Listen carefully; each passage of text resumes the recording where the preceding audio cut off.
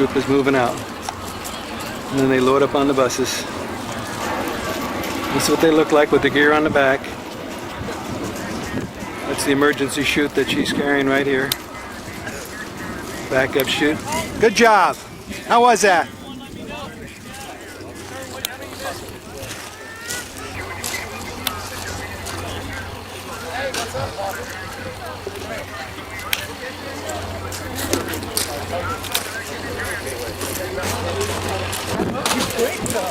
Got a little canteen wave there. There's Roman. Roman's in the same group. Roman and the Gloman. Telling the guys to even up their stuff, move it down, organize their gear, get it all nicely lined up with their helmets.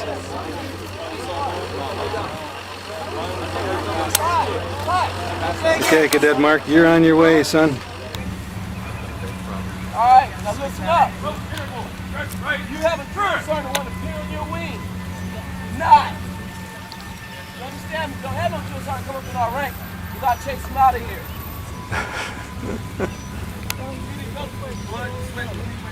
Going up this 34-foot tower, smart door, and then the airplane. Ready to jump. Now, if you have a wife or a husband who wants to come in here, I can understand that.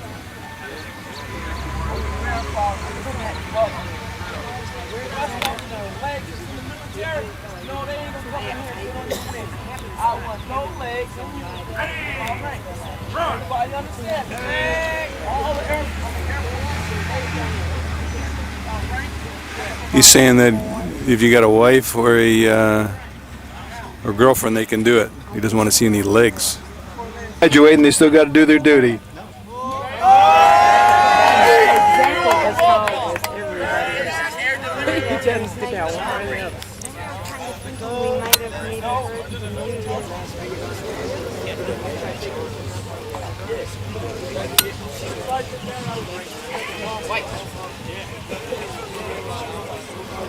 Looking good, Marky boy. You're looking good.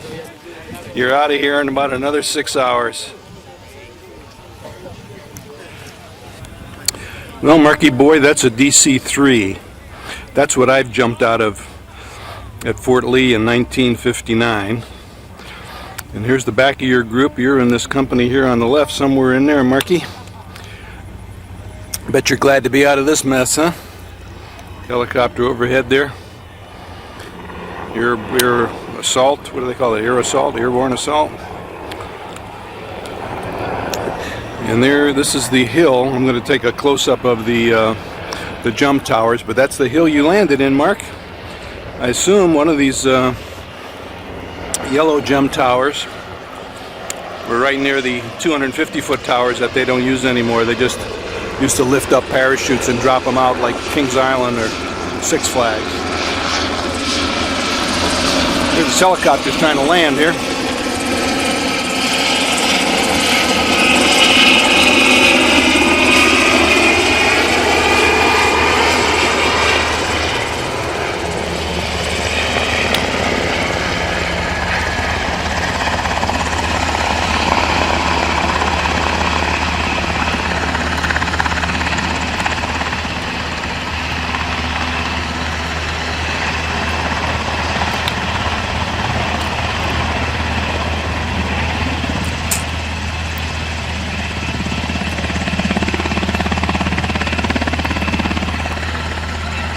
I thought he was going to land.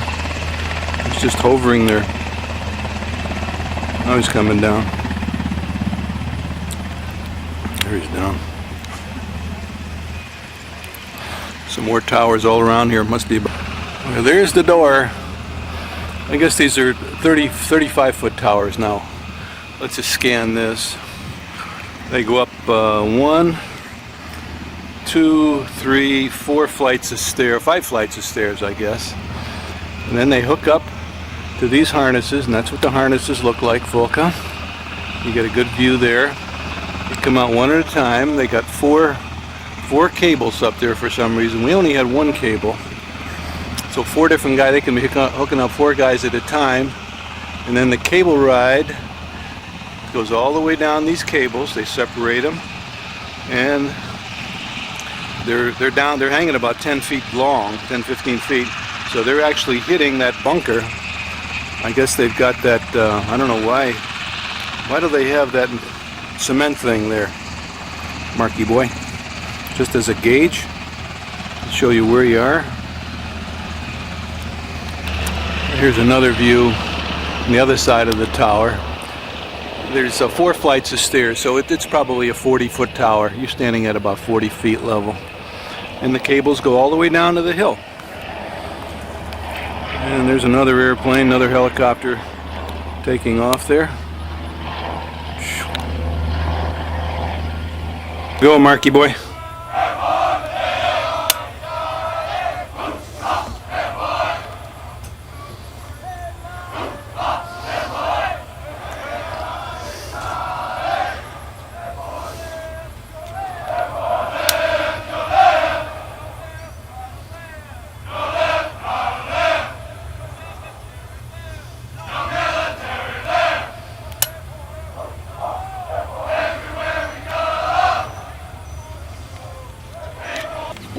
Mark's got his eye on me now. He's right in front of the towers. Here's another view of those jump towers, what they look like coming down with the wraps on them. Cables running.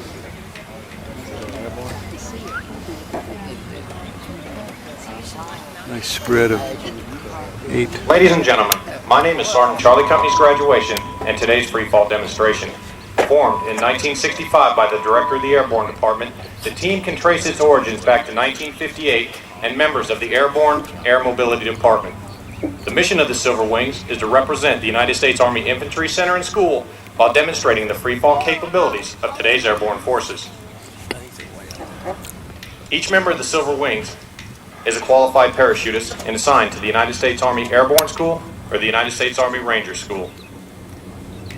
Since their first jumps in August of 1965, the Silver Wings have inspired countless airborne students simultaneously and build a star formation while in freefall. Immediately upon exit, the jumpers will activate a smoke canister attached to their left boot heel. This will better enable you to see their maneuvers since they will be nearly 2 miles above your head. 10 to 12 seconds after exit, the jumpers will reach terminal velocity. At this point, they will be falling at a rate of 125 miles per hour or 175 feet per second. The jumpers will hold this altitude until 4,000 feet. At this time, the jumpers will turn and track away.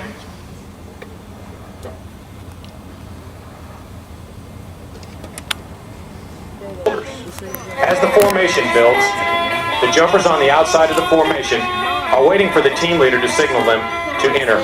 Precautions must be taken to prevent the approaching jumpers being burnt by other members' smoke canisters. David, turn around, please.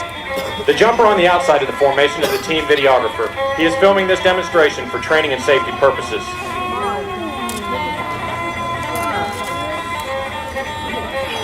Ladies and gentlemen, a beautiful star formation speeding to Earth at speeds of 120 miles an hour. The jumpers will hold the formation until an altitude of 4,000 feet, at which time the team leader will signal the jumpers to turn 180 degrees from the center of the formation and track away at speeds of up to 160 miles an hour. At 3,000 feet, the jumpers will manually deploy their infantry blue canopy, creating the bomb burst effect. We have 6 good canopies. Ladies and gentlemen, Fort Benning's Command Exhibition Parachute Team, the Silver Wings.